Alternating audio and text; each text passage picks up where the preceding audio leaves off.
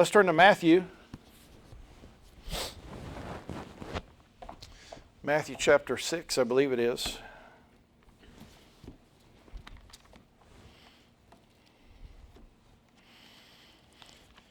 Matthew chapter 6.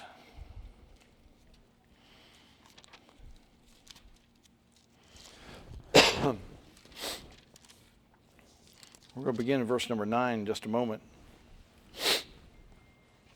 Years ago, when I became a pastor, I got introduced to a group of guys, a fellowship of men. We didn't join anything, just a bunch of preachers that joined together. We'd preach and enjoy the day and food and all that kind of thing. And that group of preachers, there was a group that I looked towards that were mentors to me, helpers to me, encouragers to me. And all that older group, they're passing off the scene. They are at a place in their life where if they are pastoring, it's at the end of their life as far as pastoring. And one of those guys is Brother Brown over in Bean Blossom, Indiana. I don't know if you've ever been through Bean Blossom, probably have. Doesn't take much to get through it there. But he's been there forever, it seems like. And he's struggling. His daughter's taking care of him at the house. He's having these mini strokes, and he's at the edge of confusion all the time. He's not in the pulpit anymore as far as preaching, and he's still there. His wife, I was just told, she's back in a hospice facility. She's got dementia and sundowners and just all kinds. They both have all kinds of physical things. If they made it, through the next year, it'd be amazing. But just so their church is hosting this fellowship meeting, probably the last one he's at, and just as some of that's sad, but I'm also thankful that these men that have been steady for years, my pastor, 45 years, in his church. I'm just so glad that so many of them are finishing well. Their bodies have given out, but their faith has not given out.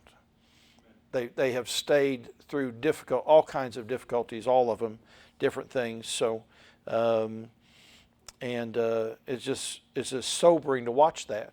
People kind of passing off the scene. So, anyway, I think Zach and I are going over, and it's always an unusual meeting there. It's always unusual food. I'll say this. Sometimes there's labels for food that I don't know. I'm not sure what we're eating sometimes. It's interesting though. Matthew chapter 6, verse number 9. We're looking at this, the Lord's Prayer. We've covered some of this. We're not probably halfway through it yet, but in verse number 9 it says, "After this manner therefore pray ye, Our Father which art in heaven, hallowed be thy name. Thy kingdom come, thy will be done in earth as it is in heaven. Give us this day our daily bread, and forgive us our debts as we forgive our debtors.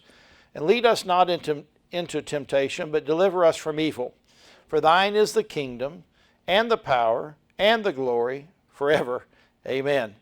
And so that's it. He says all these things, and the thing we're looking at tonight is in earth as it is in heaven. It's connected to his will. And so I'm going to get Brother Dan, if you wouldn't mind praying for me and for us tonight, that God would speak to our hearts. Father God, Lord, we thank you for the opportunity to be here again tonight, Lord. And I just pray that you be with Pastor right now, Lord, as we've opened your word. We read it, Lord, as we just think about the things that you have for us tonight. I pray that you be with us, that you touch our hearts and touch our minds, that we would be open to receive your truth. Father, I just pray that you would help us learn to be better prayers. And Lord, we would pray bigger prayers, we would pray bolder prayers, Yes. we would pray more often. But Lord, we would pray for the things that you have for us to do. Lord, I pray tonight that you would pastor, touch his heart, touch his mind as he shares your word with us tonight. In Jesus' name, amen. Amen. I'll try to let this thought alone after I say this. with people passing off the scene, it's the requirement for other people to step up to that too. There's a requirement to do that. I got on my mind, I got thinking about this. Some of it having to do with our you can call it a Bible Institute, Columbus School of the Bible. I got thinking about this, about all the Bible colleges that I was familiar with in the country. And I started getting the attendance of the students that are on campus at each of these schools. And some of the places over the course of history have been, rather large. And all these Bible colleges, and not all of their program is training pastors and missionaries, but a lot of it is. All of them took great hits during COVID, and they're all down from what they used to be. And I think Pensacola Christian College is probably the biggest one, maybe, or kind of like in our ranks. And Rachel's dad is there, and he said the attendance there at that Christian college is about 4,100 right now, and that's probably one of the bigger Christian colleges, Baptist colleges. And he said that's probably down 1,000 from pre-COVID days, and every one of them is down. And anyway, I just think it's something to pray about. Pray for the Lord tells us to pray for laborers to go out. So anyway, we're here in Matthew chapter 6, and so the questions I think we can ask is, can the will of God be done? We looked at that last week. Thy will be done. That's our desire. That's our prayer. But can it be done? Can His wishes, His desires, His intents, can that be done on an earth that is in many ways dominated by the tyranny of Satan? Great darkness we're pushing up against. Can God's will be done in the world that we live in? Can the Father's will be done in us, a lump of clay? I'm going to say yes. Yes. I'm thinking about you and me, that God's will can be done in your life. And that's the prayer here, is that it would be done in your life. When Jesus taught His disciples to pray, and He has instruction before that and after this prayer, He did not see His will being done by a group of people, though, that were rejecting His authority, rejecting His guidance. The will of God's going to be done by people that embrace the authority of the Lord, His guidance, His instruction, His word. And so we've got to be on board with what He has to say. I want you to keep just a finger where you're at there, and if you would go to Psalm 2, and this is sort of the mindset of the world, Psalm 2. The pushback from a world that is in open rebellion to Him. Psalm 2, verse number 1. It says, "Why do the heathen rage and the people imagine a vain thing? The kings of the earth set themselves, and the rulers take counsel together against the Lord and against His anointed, saying, Let us break their bands asunder and cast away their cords from us." And that's what they're saying. Hey, we don't want God telling us anything. We're pushing back against Him. And is God troubled by that? Is God worried about them pushing back against Him? It says in verse number 4, it says, "He that sitteth in the heavens shall laugh." It says, "The Lord shall have them in derision." And so oftentimes, and this time of year, you see a lot of it being advertised, these horror movies and demonic possession and exorcisms and all that kind of thing. And if you were to watch what Hollywood thinks about the spiritual world, that this battle is such that God's probably losing. Matter of fact, the outcome of this whole thing is maybe really up in the air. That we don't know who's going to win. Is God going to win, or is the devil going to win? And I'm telling you, it is not in doubt that God's not worried about this, in the sense that somehow they're going to get over on Him. Matter of fact, it says He laughs at their puny efforts to push back against Him. So our prayer then is this: Heavenly Father, may your will be done in me. This little bit of clay, Lord, let your will be done in me as it is in heaven.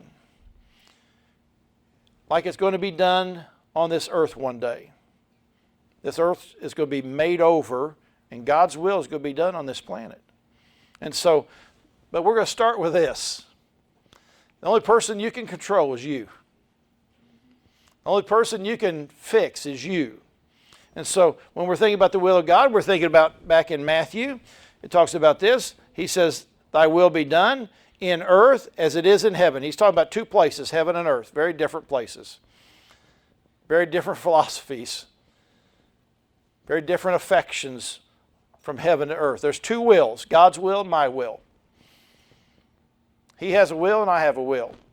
Oftentimes I want to go by my agenda, my plan. And there's two interactions with those two wills from those two different places. The one interaction would be this, is if my will is in harmony with His.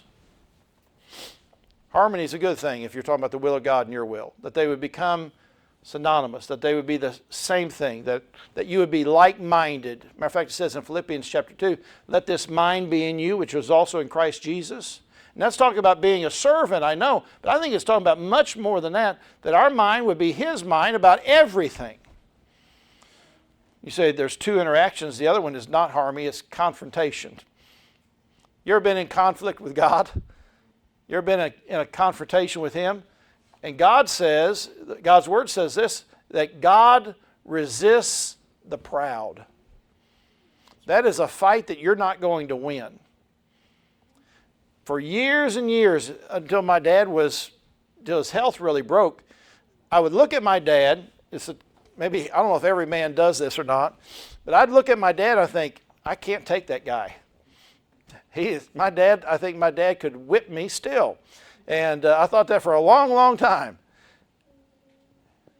Look, I didn't want to get in a conflict with my dad like that because I knew he'd win. But I definitely don't want to be in conflict with God because I am absolutely sure, no doubt in my mind, that God's going to win every conflict like that. And my will ought to come into allegiance with His, in harmony with His. And there's two emotions that can take place. The one, if you are in harmony, that your will becomes His will and they're traveling together, that would be a path of joy. I don't know if you've ever experienced that path of joy by serving God and living according to what He wants you to do. That is a definite thing. That is a glorious thing to know the joy of the Lord in your life, that you're able to rejoice. Paul said, rejoice, and again I say rejoice. But there's also this other emotion, or really the situation that takes place, where you don't have joy, that you have frustration. And I meet a lot of people that are frustrated in life. They're frustrated about the way their life's gone. They look at their life and they say, this did not go the way I wanted it to go. This has not happened the way I planned it out. I had this thing, I wanted to do this, I wanted to have this kind of career, I wanted to make this kind of money, I wanted to marry this kind of person, I wanted to have this kind of house, and on and on and on and on you go, and they're frustrated. And they live a life of great regret. There's two end results here. Thy will be done in earth as it is in heaven. Two results. If you live in harmony with God, there's joy. There's His will is walking with your will, and you've made those choices. And the end result is this. You live a life like that, you have a life of maturity and spiritual growth. A life that is full, and you're like a tree planted by the rivers of water. It talks about in Psalm 1. That's a good life. It says where your leaf never withers. Your tree is producing the fruit that it ought to produce. The other result of that is you've walked and you're frustrated. You've been confrontational with God's will. His will has never been your desire to live. A life like that is a life of destruction and a life of ruin. And man, we see that, don't we? We see people that they've ruined, they've destroyed their life.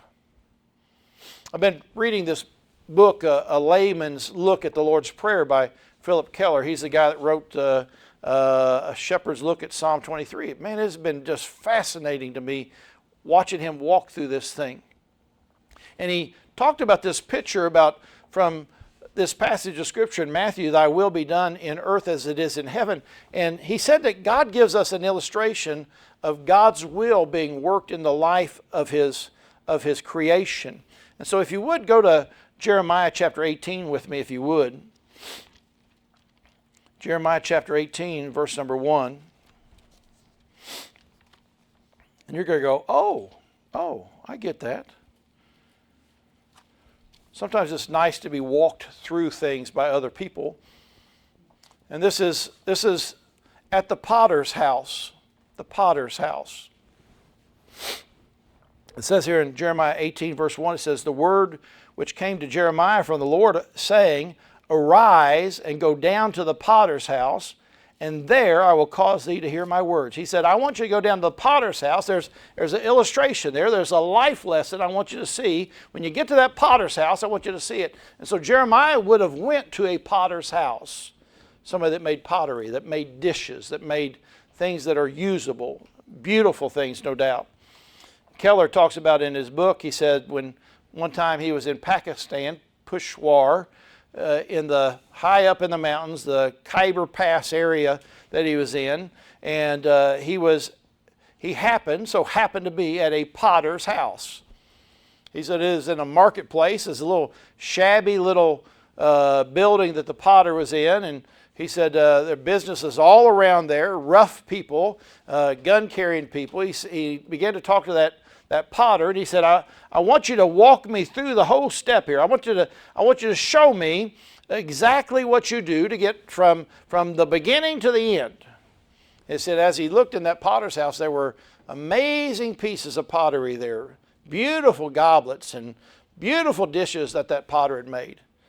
He said, I agree. He said, I'll show you. He'll take you through every piece of this.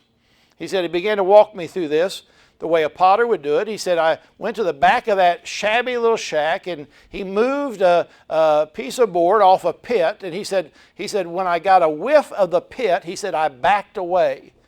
He said, it was a black, nauseating pit. He said, the stench off it just rode up at him. He said, that potter kneeled down to that pit, and it was the pit that he had the clay in. He said over his shoulder, he said, I put grass in this pit, and it rots and it decays and it holds the clay together in a way that I can fashion it. He said, I work this pit. He said, I add things to this clay to make it a certain kind of clay. And he said he would trample what it was in that pit for hours to prepare that clay. He said he reached down in that dark pit. He's feeling around, and he finally came up out of that pit with a big lump of clay. It says in Psalm 40, verse 1 and 2, you stay where you're at there, and Jeremiah said, the psalmist says, I waited patiently for the Lord, and he inclined unto me and heard my cry. He brought me up also out of an horrible pit, out of the miry clay. That's talking about us. We were drawn from a pit. We are the miry clay in the hands of a master potter. He said he got that clay that was pulled out of that dark pit, and he covered it back up, and he began to work that clay into a ball, into a mass as he walked towards the front of his shop again. And it says he said with meticulous precision, this painstaking movement, he seated that clay in the center of that round stone. He said it was something to watch. He said something that seemed incredibly simple. The placement of that clay was very key to the process. He took great care, and he placed it perfectly in the center, got it fixed where he wanted it to be. And I'm thinking about that, about how God places us in certain places. It says in Psalm 40, verse number 2, the end of it, he says, and set my feet. Already talked about how we've been picked out of the miry pit, how we were that clay out of that horrible pit. And the verse finishes with this, and set my feet upon a rock and establish my goings.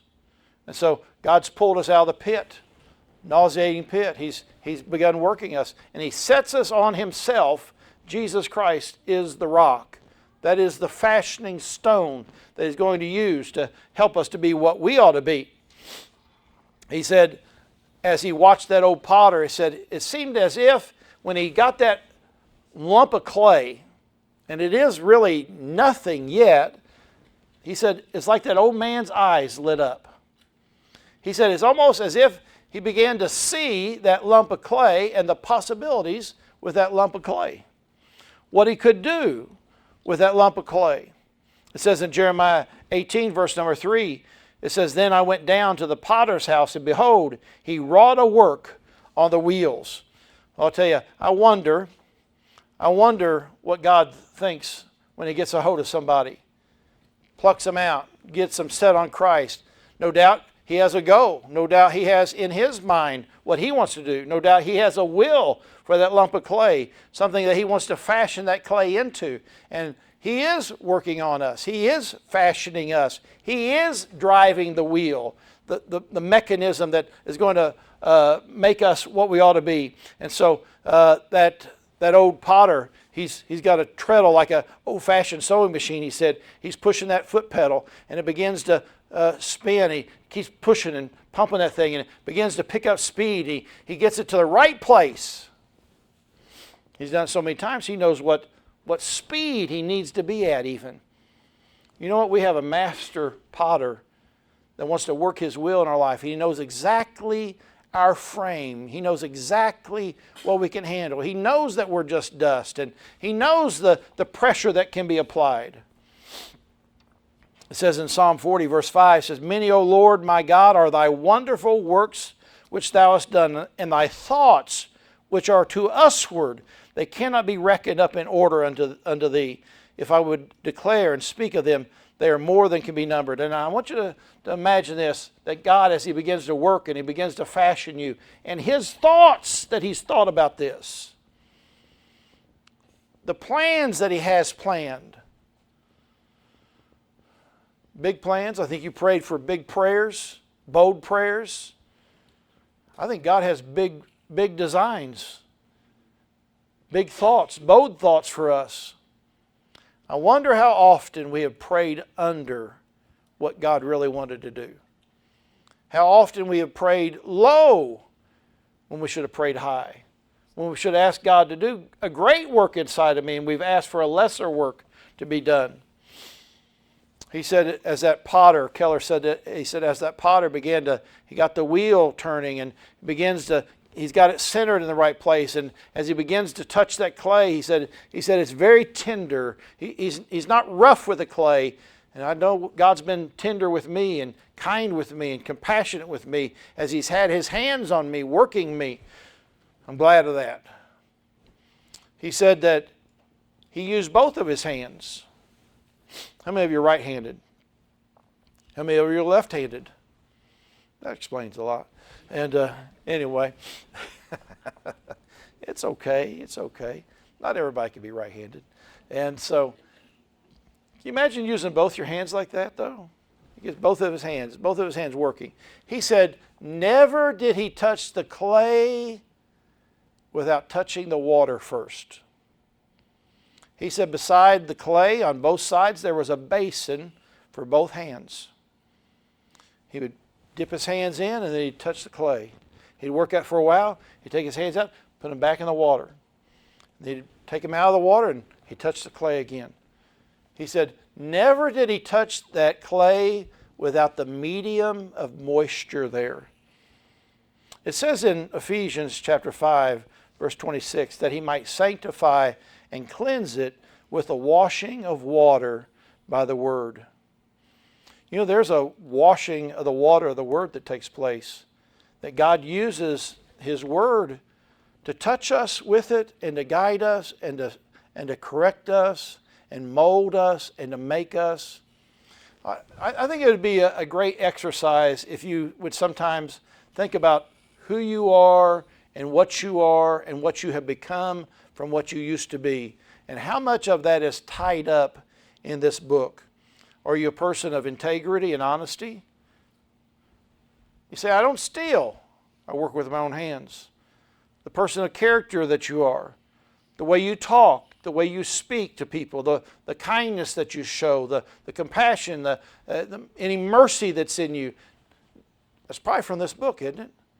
Any wisdom that you exercise, any counsel that you've been given from this book that's made you exactly what you ought to be. This book guiding you, and God using that word, using that water.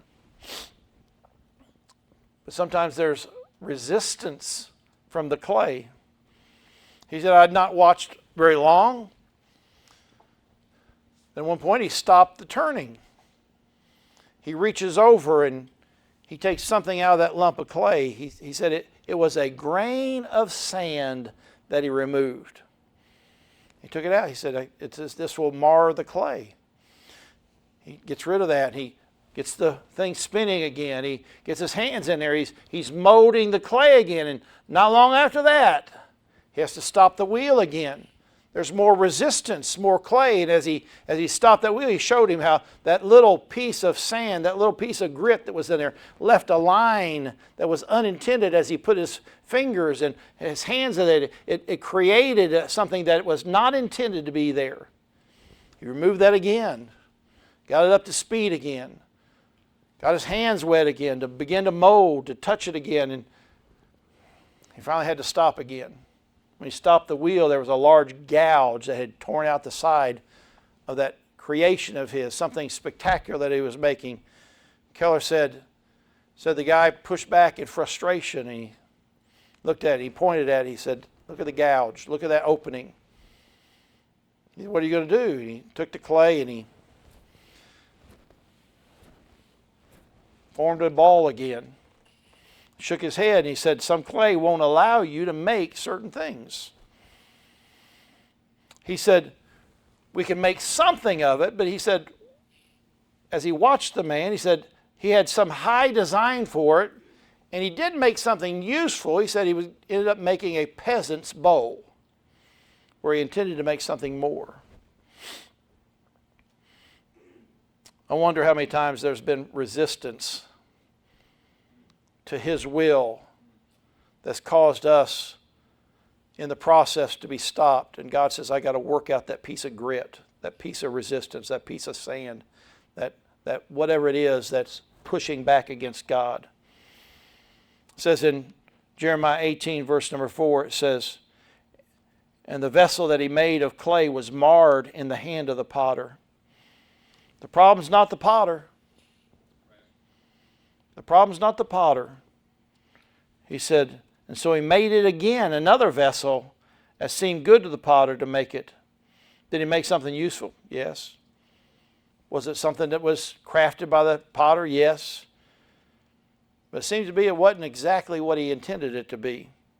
He's at a certain point when he finished to a place where he was done molding and shaping. He said he took a little piece of line off a nail and he took that and he wrapped it around both hands, and as he's pushing, he pushes across the bottom and he cuts it off the rest of the lump, and he takes it into a room. He says, we're going to set it on the shelf here. He said it has to cure for a while.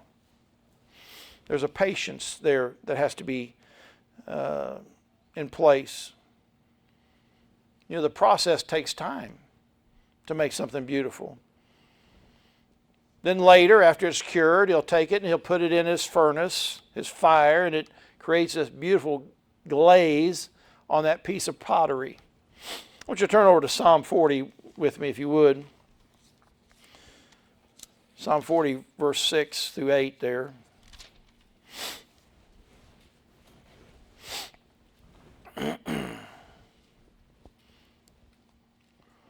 Look, doing his will is the right thing to do, but sometimes doing his will, he may ask you to do difficult or tough things. Psalm 40, verse 6, it says, sacrifice and offering thou didst not desire. Mine ears hast thou opened, burnt offering and sin offering hast thou not required. Then said I, lo, I come. In the volume of the book it is written of me, I delight to do thy will, O my God. Yea, thy law is within my heart. I got to tell you that if the law of God is in your heart, that is an easier lump of clay to work. if you're delighting to do His will, you become a piece of clay that is easier to be crafted. He can make of you what He wants to make. And one of the toughest things that God may ask you to do is to be patient in His timing. Oftentimes, doing is easier than waiting. I'd rather be active than to wait. But sometimes it takes some time for God to cure us, to get us to a place where we're ready to go into fire. At the end result, there is the glaze, the beauty that's on the pot that He's created. And all this has to do with us saying, yes, God, I want your will. Yes, God, I'm going to be in line with you. Lord, you do what you need to do in my life. Put your hands on me. Mold me. Make me. It says that in John 14, it says, Jesus answered and said unto him, if a man love me, he will keep, obey, my words. If you love me, you're going to keep, obey my words. I tell you, too many times in my own life, I've wrestled against the Lord. I've not kept, I've not obeyed, I've resisted what He wanted. John 15:10 says this, if you keep, obey my commandments, ye shall abide in my love. He says, just a few verses later, he says, in John 15:14, he says, ye are my friends if you do whatsoever I command you. The Lord doesn't seem to have any problem asking us to obey Him. It is the expected, it is the norm. It is the standard in our life. Obedience is. You obey, you obey. And if you obey, I can make something of you. If you obey, I can work you. If you obey, I can mold you. If you obey, if you're patient, don't get ahead of me. You'll be ready certain places, certain times. So what Christ had in mind when He said this to His disciples, thy will be done in earth, in me. I am the piece of earth as it is in heaven. Thy will be done in earth, in me. Let it be done in me. I'll tell you, too often we're like watching everybody else. He needs to do, she needs to do, they need to do God's will. I need to do it. I need to do it. Is that your prayer? Thy will be done in me, in earth, as it is in heaven. And I'm telling you, if it is, what a joy it is to be there in that place. To come along and be right with Him. Not to belabor the whole thing, but there was that season of my life where I was calling all the shots, making every decision. I was making my plan, going to get rich. I didn't. You know, all these things I thought I was doing. I was on the fast track, I thought.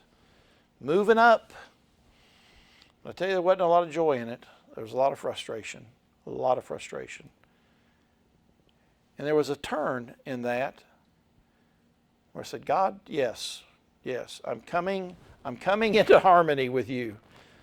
I'm done with the confrontation, Lord, with you.